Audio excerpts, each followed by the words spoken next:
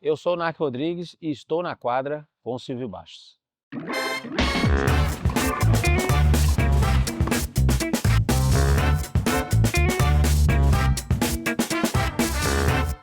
De volta aqui hoje, conversando comigo, uma figura famosa. Já teve que até interromper aqui o início, que pediram foto com ele. E, bom, não vou antecipar nem falar muito não. Narc Rodrigues, figura ilustre. Prazer, bem-vindo. Prazer é meu. Obrigado, parabéns pelo programa. É muito bom conversar com você, que a gente já se conhece há muito tempo. Lembrando que aqui não tem ninguém famoso, só um amante de tênis e também de beach tênis, que tá por aí há bastante tempo já. Bom, vamos lá. Seguindo aqui com a tradicional, famosa, primeira e única pergunta que eu sei que eu vou fazer para todo mundo. Por que ou como você começa a jogar tênis? Eu comecei a jogar tênis exatamente porque eu tentei outros esportes, tentei futebol, tentei natação, comecei a ter problema de ouvido, luta, judô não gostei. Minha mãe chegou a jogar bem, segunda classe no Ceará, Fortaleza, jogava na época do Reno. Minha mãe Reno Figueiredo. estudou com o Reno Figueiredo. E aí, vamos jogar tênis. E aí eu comecei a jogar tênis, mas eu não gostava da aula. Isso no Rio? No Rio, lá com o Rossir. Você lembra do Rossir? Rossi? Rossir. Silveira? Isso. Pai da Lúcia Regina, do Ricó? Exato. É mesmo? Foi meu primeiro professor. Aí comecei a jogar e não gostava. Saía da aula e ia jogar futebol. Matava a aula. Aí um belo dia, meu pai me pegou, né, no flagra.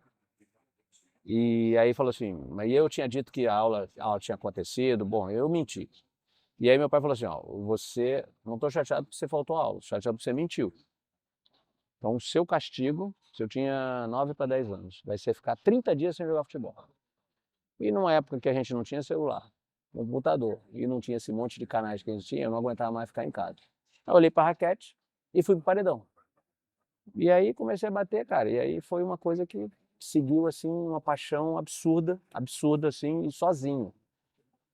E aí foi, aí o caminho andou, e dali já ter aula particular, e assim foi até... Mas aí depois da sequência você não continuou com o Rossi?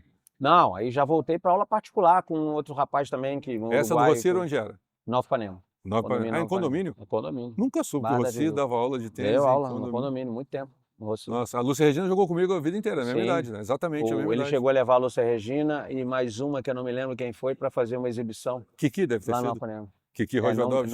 Não era Kiki, com certeza, eu não me lembro. A Kiki era um pouquinho mais velho que a gente. Isso. A gente tem a mesma idade. Kiki jogava. Kiki é da do Domingos. Isso. Um pouquinho mais velho que a gente. Foi ela, ele a levou lá, alguém para fazer uma exibição, eu lembro disso. Mas aí eu me apaixonei, eu não gostava da aula. Nada contra ele, não gostava da aula. Preferia jogar futebol. E aí depois comecei a jogar sozinho no paredão, e sozinho mesmo. Ia para o paredão 3 horas da tarde, não tinha ninguém no clube, ninguém, sozinho. E você é de uma geração que aqui o Rio teve muita gente jogando tênis de alto nível, né?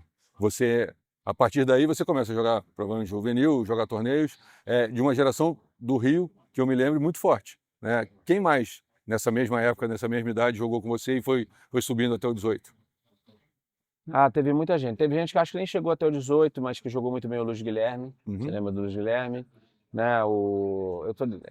Tem muita gente realmente que passou, mas dos que chegaram a tentar depois o profissional e até com um certo sucesso, foram comigo sempre. Eduardo Nunes, o Teófilo, Juan Pablo Etchecon. Esses três treinaram comigo. Então, isso. O Gustavo Ramos chegou até os 18, mas tentou pouco o profissional. Bom, essa geração caminhou muito junto, muito junto. Eu me lembro quando eu comecei a jogar... E ela era muito forte, né? Muito Porque forte. todos vocês tinham resultados no Rio, obviamente, mas no Brasil, jogando torneio CBT, todos vocês jogaram muito bem, num nível bem alto, que eu acho que no nível de 18, eu acho que poucas vezes aconteceu uma geração tão forte, com tanta gente jogando bem, que fazia o estado ser muito forte. A gente se dava bem, né? E cada um treinava com o seu coach, mas a gente se completava. A gente chegou a viajar os 4 juntos também, circuito pela América do Sul.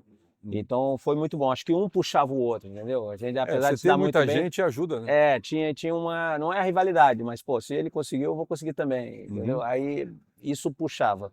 E o resultado é que somos amigos até hoje, todo mundo seguiu sua vida. O Juan agora ainda continua com tênis, com o Dudu, Teófilo trabalhando, né, fora do Brasil. Muito legal. Eu continuei com tênis, não entrei para competição, aula social e, né, e também para os Luiz Guilherme comentários. tem a filha jogando bem, a Manuela. Isso, o Luiz Guilherme também. Então eu lembro do Luiz Guilherme e Dudu, porque o primeiro torneio que eu joguei na época nem tinha federação, eram os professores que se juntavam, faziam um torneio. Os dois melhores jogadores do Rio, nesse meu primeiro torneio, eram o Luiz Guilherme e o Eduardo Nunes. Uhum. Categoria 10 anos, ou já 12, alguma coisa assim. Nessa época, se não me engano, o Dudu treinava com o Gaúcho, né? Ele treinou com o Possível. Gaúcho, o Gaúcho dava aula pro pai do Dudu, o Possível. Sérgio, Isso. e treinava com o Gaúcho. Mas aí, né, essa geração muito forte acaba indo para jogar ATP. Né? Nem todos foram, mas a maioria acabou indo, cada um do seu jeito, da sua maneira, com o seu treinador, e aí você vai para ATP. Como é que foi a experiência? Durante quanto tempo você joga? Eu não lembro. Eu lembro muito de momentos, né, das coisas acontecendo, mas eu não lembro assim fatos cronologicamente acontecendo. O que aconteceu é que depois, quando fiz 14 anos, né, no ano que eu completei 14 anos, ou 15, sei lá, eu fui fazer uma clínica do Kirmaí, lá em Serra Negra. E aí eu conheci muita gente, isso aqui entre eles o Eduardo Menga, que pai da Vanessa Menga, que depois veio a ser vice-presidente das Américas da ATP. ATP. Fez cadeira em Wimbledon, né? Ele teve uma carreira muito grande na ATP. E aí ele me convidou, você não quer morar em São Paulo para treinar? Você tem um potencial, mas aqui no Rio realmente acho que você não pode evoluir tudo que você pode. E aí eu tinha uma tia que morava em São Paulo, né? Fizemos um acerto na família e eu fui para São Paulo e fiquei 3 anos em São Paulo. E realmente o meu primeiro ano foi assim espetacular. Eu tive resultados, assim, ganhava dos caras que a gente do Rio tinha dificuldade de ganhar quando a gente viajava. Ganhei do Otávio Della, Fábio Silberberg, Jabali. E a geração brasileira também, vocês, não só a do Rio era muito forte, mas a geração brasileira também era muito A forte. concorrência nossa era muito grande. Esse meu primeiro ano foi muito bom, ganhei do Roet. Então eu melhorei muito. E aí, naquele negócio, aquela empolgação, e aí também falta de conhecimento também. No início do ano seguinte, eu viajando para tudo quanto é torneio, tinha aquele circuito Sul-América, tudo quanto é lugar do Brasil, a escola, quase não ia à escola. Vamos fazer um teste. Não, isso eu nunca mais esqueço. Não vamos jogar esse ano. O Márcio nunca repetiu de ano, vou imaginar como se você tivesse repetido um ano. Eu não joguei, parei a escola. Aí mudei meu treinamento. Não jogou não, não estudou. Perdão, não estudei. Não, mas não joguei também, você vai... Tá bom. Veio antes de eu chegar. Aí treinava 3 horas de manhã e 3 horas à tarde. Foi meu pior ano. De todo mundo que eu ganhava, eu passei a perder. Então, quando você simplesmente joga tênis... Eu não sei se de alguma maneira é uma pressão, todo mundo estuda, só treina metade do tempo, eu treino o dobro deles e não sei o que aconteceu. Quando mudou o ano seguinte, primeira providência é voltar a estudar. Aí voltei a estudar em São Paulo também ainda e voltei a jogar melhor. E aí meu último ano de 18 eu retornei para o Rio. Aí treinei com muita gente, o Domingos Venancio, o José Rodrigues, muita gente, o próprio falecido Alvinho me ajudou dando drills para mim. E aí foi o meu último ano de 18, foi quando eu comecei a tentar alguns profissionais. Eu tive ajuda, por minha proximidade com o Menga, quando eu comecei a ir nos torneios profissionais, ele conseguia alguns wildcards para mim no Qualify, tudo. Então tudo isso me ajudou a ingressar no circuito profissional. Então, um pouquinho de 87, aí 88 eu já tinha estourado e aí não teve jeito. Aí eu só era profissional. Então eu posso dizer para você que eu joguei profissional mesmo 88, 89 e um pouco de 90. E aí eu explico. Você lembra bem disso? 88, 89, o Brasil só ficava atrás dos Estados Unidos em torneios da ATP. Sim. Então esse time que você falou aí, eu, o Juan Pablo, a gente várias vezes, o Juan Pablo, então, pegávamos o carro do Rio de Janeiro, íamos para o interior de São Paulo, e ficávamos 6 semanas. Até voltar para casa. Eu ia, em muitas delas eu fui, né? Então, até voltar para casa, o carro só voltava para casa se tivesse alguma emergência, machucou, alguma coisa assim.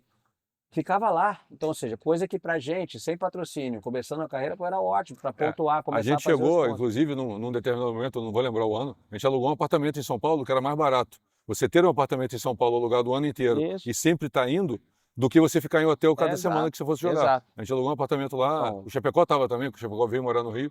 Foram anos ótimos. Foi impressionante. Foram anos ótimos.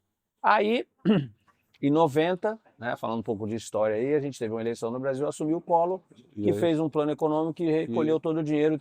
Então, o Brasil caiu, acho que para 9, ou um número assim, 12 ou 13 torneios no ano.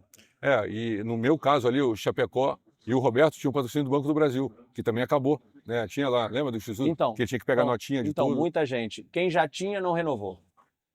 Quem não tinha, aí que não vai ter mesmo. Uhum. E aí era tudo bancado pela família. Os que tiveram a família com condição ainda seguiram alguns anos. E as promotoras acabaram diminuindo também. Promotora também. Então dificultou para todo mundo. Então eu costumo dizer, o Domingos, acho que é uma frase perfeita.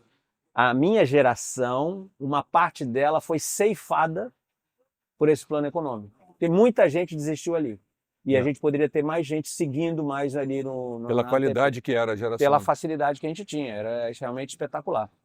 Mas aí passou. Mas foi bom, eu gostei de jogar, eu acho que eu aprendi bastante, tanto no tênis como pessoa, conheci pessoas aí que são minhas amigas até hoje, entendeu? Então eu acho que foi bom, foi uma ótima experiência de vida. Então aí nessa, só para contextualizar, ano 90, 1990, com o plano, com tudo mais, você ali... Eu parei, isso. Aí eu parei... define que não tem como... Aí resolvi fiz vestibular, passei, comecei a faculdade de administração de empresas aqui no Rio de Janeiro. Aí fiz, assim também tranquilo. Em 92 é que eu efetivamente recebi um convite para começar a dar aula de tênis. E uma aula assim mais social, não tive envolvimento, a minha vida toda, não me envolvi profundamente na parte de competição. De competição. Né? Fiquei na aula social. E aí as coisas como funcionam, você começa, muito jovem ainda, começa a ganhar um dinheiro, começa a se sustentar, entendeu? Ainda morava com os meus pais, e aí a vida seguiu. E assim foi. E aí, desde então, eu posso dizer que eu dou aula de tênis desde 92. Em 92 eu tinha 23 anos.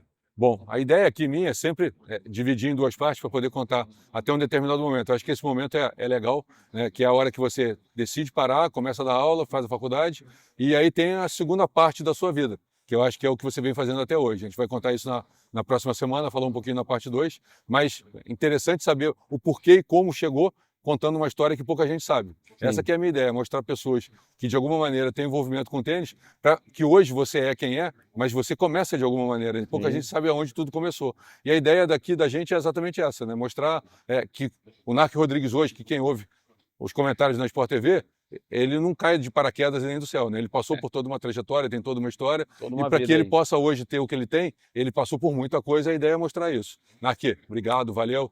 Pessoal, continuem compartilhando, curtindo o canal. A gente vai voltar semana que vem com a história do Narc. Valeu, tchau, tchau.